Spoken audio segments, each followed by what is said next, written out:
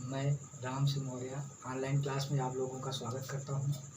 Class 10th के बच्चों, देखिए मैं आज इस विज्ञान में जो है सेकंड चैप्टर लेके आया हूं, जिस चैप्टर का नाम है आपका वह अम्ल, क्षार एवं लवण, एसिड, बेस एंड साल्ट। ये एक नया चैप्टर है, ठीक है। ये चैप्टर इम्पॉर्टेंट है। तो देखिए इस चैप्टर में हम सबसे पहले जो बात करेंगे वो अम्ल की बात करेंगे। किसकी बात करेंगे? अम्ल की, ठीक है। एसिड की बात करेंगे। देखिए एसिड क्या होता है, तो पुरानी अवधारणा के आधार पर आप लोग जानते हैं कि जो प्रायः स्वाद में खट्टा होता है वो अम्ल कहलाता है, और जो स्वाद में जो है कड़वा होता है वो आपका क्या कहलाता है? जो है क्षार कहलाता है। ये पुरानी अवधारणा के आधार पर था, किंतु जो बाद में इस पर आधुनिक वैज्ञानिकों ने जो है अपना मत दिया, और इस पर कई वैज्ञानिकों ने अपने अपने अनुसार इसकी परिभाषा को दिया। इसमें सबसे पहले आपके जो वैज्ञानिक थे वो थे आरहेनियस।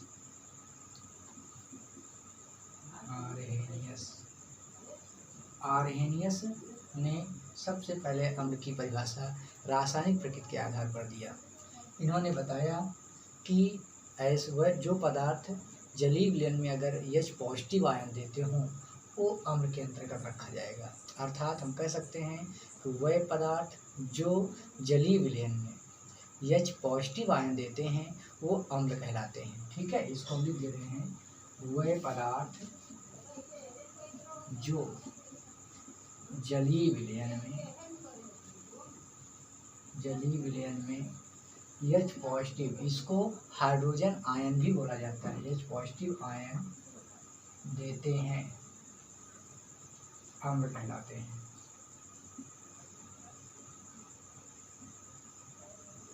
अब देखिए ये बात आपके दिमाग में आ गया बेटा कि अगर जो है H पॉजिटिव आयन देते हों तो आपका अम्ल के अंतर्गत रखा जाएगा। अब जैसे एग्जाम्पल की बात करें तो पहला हम लोग लेते हैं सल्फ्यूरिक अम्ल। क्या है? सल्फ्यूरिक अम्ल। इसका सूत्र होता है H2SO4। अगर इसको हम देखेंगे, इसको अगर जल में डिजॉल्व करेंगे तो आपका H प्लस आयन देगा और SO4 नेगेटिव आयन। तो यहाँ देखिए H प्लस आयन उपस्थित है, इसलिए ये अम्ल कहा जाएगा। दूसरे एग्जाम्पल की अगर हम बात करें तो नाइट्रिक एसिड ले लीजिए, HNO3। तो इसमें भी देखिए आपका H प्लस हो जाएगा और NO3 हो जाएगा, तो इसमें भी हाइड्रोजन आयन उपस्थित है। तीसरा अगर हम ले लें जो है HNO2, ये नाइट्रस अम्ल है, ठीक है।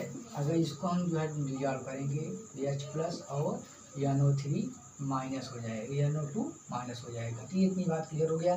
अब अगला चौथा एग्जाम्पल एक और हम ले लेते हैं, जैसे HCl। ये ध्यान रखिएगा, इस HCl को हम लोग नमक का अम्ल भी कहते हैं। कभी कभी ये प्रश्न पूछा जाता है नमक का अम्ल का सूत्र क्या है, तो आप लोग बता सकते हैं कि ये HCl ही है। तो अगर इसको अगर हम डिजॉल्व करेंगे तो H प्लस और जो है Cl माइनस हो जाएगा, ठीक है। और आप लोग पाँचवा एग्जाम्पल आप लोग देख लीजिए, आप लोग पढ़े होंगे सिरका, ठीक है, व्यवहारिक नाम में। तो सिरका को हम लोग जो है एस्टिक अम्ल के नाम से रासायनिक भाषा में जाना जाता है। इसका सूत्र होता है CH3COOH। अगर इसको हम करते हैं तो CH3COO माइनस OH प्लस। तो ये जितने हमने एग्जाम्पल बताया इन सब में इनकी परिभाषा के आधार पर ये कन्फर्म हो गया कि जिसमें हाइड्रोजन आयन उपस्थित होगा वो आपका अम्ल कहलाएगा। अब हम लोग चलते हैं इसमें दूसरा, जो आपके दूसरे वैज्ञानिक थे वो हैं जो है ब्रानेस्ट और लोरी, ठीक है। तो उनके अनुसार हम लोग चल रहे हैं परिभाषा बताने, ठीक है। देखिए अब दूसरा आपका इसमें जो है दूसरे वैज्ञानिक जो हैं ब्रानेस्टेड और लोरी, इन्होंने अम्ल की परिभाषा क्या दिया कि वह पदार्थ जो प्रोटॉन का क्या करते हैं? त्याग करते हैं। जो पदार्थ प्रोटॉन का त्याग करते हैं उसे हम अम्ल कहते हैं, अर्थात donor of proton are called acid, ठीक। अब इनके आधार पर ये परिभाषा आप लोग लिख ही लेंगे कि वह पदार्थ जो किसका त्याग करते हो? प्रोटॉन का त्याग करते हैं, उसे क्या कहा जाता है? अम्ल कहा जाता है।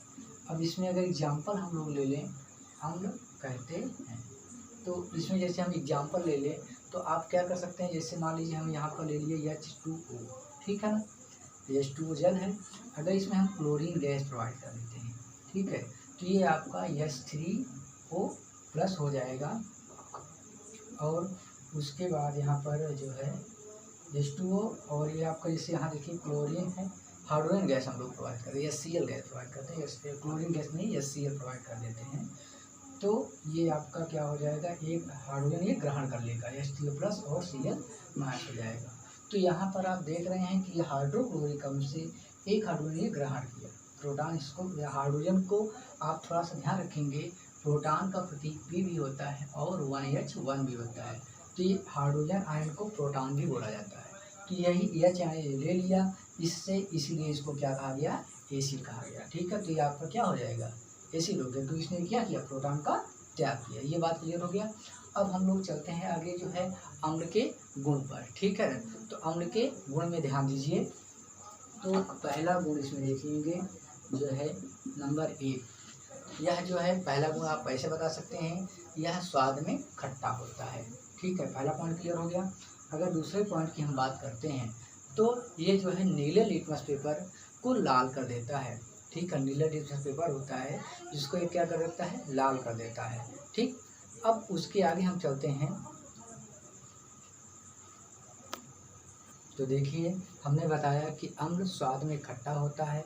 दूसरा हमने बताया आपका कि अम्ल जो है मेथिल ऑरेंज या लिटमस पेपर को क्या करता है, नीले लिटमस पेपर को लाल कर देता है। आगे हमने बताया कि अम्ल जो होता है ये क्षयकारी गुण को रखता है, अर्थात ये धातुओं पर अगर पड़ता रहे तो धातु को धीरे धीरे ये खत्म कर देता है, उसका क्षय होने लगता है। ठीक है, जो संक्षारण की वीडियो मैंने अगले क्लास में बता रखा है। ठीक, आगे हम बताए हैं आपका इसका जो pH मान होता है वो 7 से कम होता है। और एक बात और है, ये जो जलीय विलयन होता है ये विद्युत का क्या होता है, सुचालक होता है। यही कारण है कि जो बैटरी वगैरह देखते हैं आप, उसमें देखिए तेजाब भरा होता है। तेजाब क्या होता है, वो एक तरह से अम्ल है, ठीक है, जो सुचालक का कार्य करता है। आगे हम अगले पॉइंट पर चलते हैं कि अम्ल जो होता है ये धातुओं से, ये जो है धातु से क्रिया करके जो है हाइड्रोजन गैस को मुक्त कर देता है। जैसे एग्जाम्पल हम लोग लेते हैं, मान लीजिए ले लिया गया HCl, और ये जो है आपका सोडियम धातु से क्रिया की। ठीक है, तो इसकी दो मात्रा ये परस्पर क्रिया करके जो है 2NaCl बना लेता है और हाइड्रोजन गैस को मुक्त कर देता है। तो इस रिएक्शन से क्लियर हो जा रहा है कि जो अम्ल होते हैं वो जो है धातुओं से जो है क्रिया करके हाइड्रोजन गैस को मुक्त कर देते हैं। अब हम 7वें पॉइंट पर एक गुण और इसको बात जान लें कि अम्ल जो होता है ये क्षार से जो है क्रिया करके लवण और जल बनाता है, जिसको उदासीनीकरण नाम से भी जाना जाता है। तो इसके एग्जाम्पल में हम लोग लिख सकते हैं, जैसे मान लीजिए HCl ले लीजिए और कोई भी एक क्षार ले लीजिए, मान लीजिए NaOH ले लीजिए। ठीक, तो यहाँ पर आप ध्यान रखेंगे कि अगर यहाँ NaCl निकाल दीजिए तो ये आपका बन जाएगा NaCl। तो देखिए, हमने बताया कि अम्ल जो है ये क्षार से क्रिया करके लवण और जल बनाता है। तो ये भी अम्ल का एक गुण हो गया कि अम्ल जो होते हैं वो क्षार से क्रिया करके लवण और जल बनाते हैं। ठीक है, तो इस तरह से अम्ल के गुण जो है समाप्त हो गए। अब हम चलते हैं जो है अम्ल के प्रकार पर। तो अम्ल के प्रकार जो हैं वो 2 प्रकार के होते हैं। कितने प्रकार के होते हैं, 2 प्रकार के। पहला प्रबल अम्ल, दूसरा दुर्बल अम्ल। तो हम आगे चर्चा कर रहे हैं जो है प्रबल अम्ल और दुर्बल अम्ल के लिए। ठीक, तो देखिए आगे हम आप जो है टॉपिक है वो प्रबल अम्ल। ठीक है, तो पहला जो पार्ट है उसका प्रबल अम्ल। प्रबल अम्ल क्या होते हैं, वह पदार्थ, वह मतलब वह अम्ल जो जलीय विलयन में अगर हाइड्रोजन को पूर्ण रूप से विस्थापित कर देते हैं, ठीक है, तो आपका प्रबल अम्ल कहा जाता है। तो मैंने बताया, जैसे एग्जाम्पल में अगर आप लोग ध्यान दें तो HCl है, अगर इसको भी आयन तोड़ा जाए तो H पॉजिटिव आयन पूर्ण रूप से निकल जाएगा। तो ये क्या हो गया, प्रबल अम्ल हो गया। अगला इससे नाइट्रिक एसिड हुआ HNO3, जिसको भी मैंने अम्ल में इसको बताया भी है कि H पूरा अलग हो जाता है। ठीक है, नाइट्रिक अम्ल हुआ या आपका नाइट्रस अम्ल हुआ, ये सब आपके प्रबल अम्ल के अंतर्गत आते हैं। और इसमें सबसे प्रबल अम्ल जो होता है वो H2SO4 होता है, जिसे अम्लों का राजा भी कहा जाता है। आगे है आपका H नाइट्रिक अम्ल, जो है नाइट्रस अम्ल, और जो है आपका ये हो गया सल्फ्यूरिक अम्ल। तो ये सब आपके प्रबल अम्ल के अंतर्गत आ जाते हैं। अब आगे आ गया दुर्बल अम्ल। वीक एसिड क्या होते हैं, वीक एसिड पहचान यह है कि वह अम्ल जो जलीय विलयन में हाइड्रोजन का क्या करें, आंशिक रूप से अगर जो है विस्थापित कर दें, क्या कर दें, आंशिक रूप से अगर विस्थापित कर देते हैं तो वो आपका क्या कहलाएगा, दुर्बल अम्ल कहलाएगा। देखिए इसमें एक पहचान ये है कि जैसे हाइड्रोजन मतलब आयनिक तोड़िए तो पहले वाले आयन में भी कुछ हाइड्रोजन उपस्थित रह जाए तो आपका दुर्बल अम्ल हो जाता है। एग्जाम्पल है जैसे मान लीजिए हम ले लेते हैं HCOOH फार्मिक एसिड है, ठीक है, फार्मिक अम्ल। अभी इसका देखिए हम आयन करते हैं तो HCOO माइनस और H प्लस हो जा रहा है।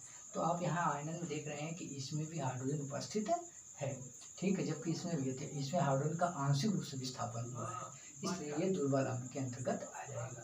दूसरे एग्जाम्पल में अगर हम बात करें तो आपका हो जाएगा जो है एसिटिक अम्ल CH3COOH, ये दुर्बल अम्ल है, ठीक है, जिसका प्रयोग हम लोग खाने के लिए करते हैं। एसिटिक एसिड हुआ, अगर इसको भी हम देखें तो CH3COOH माइनस और H प्लस हो जाएगा।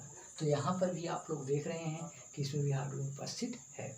तो इस तरह से हमने अम्ल क्या है, अम्ल की प्रारंभिक परिभाषा क्या हुई, अवधारणा, उसके बाद आर्हेनियस के अनुसार, फिर उसके बाद हमने जो है प्राणिस्ट और लोरी के अनुसार भी इसकी परिभाषा बताया, फिर अम्ल के गुण क्या होते हैं ये भी बताए, फिर उसके बाद अम्ल दो कैटेगरी बांटा गया। पहला प्रबल अम्ल क्या होता है, प्रबल अम्ल में ध्यान रखना है कि जिसमें हाइड्रोजन पूर्ण रूप से विस्थापित हो वो प्रबल अम्ल हो जाएगा, और दुर्बल अम्ल में आंशिक रूप से विस्थापित हो तो दुर्बल अम्ल हो जाएगा।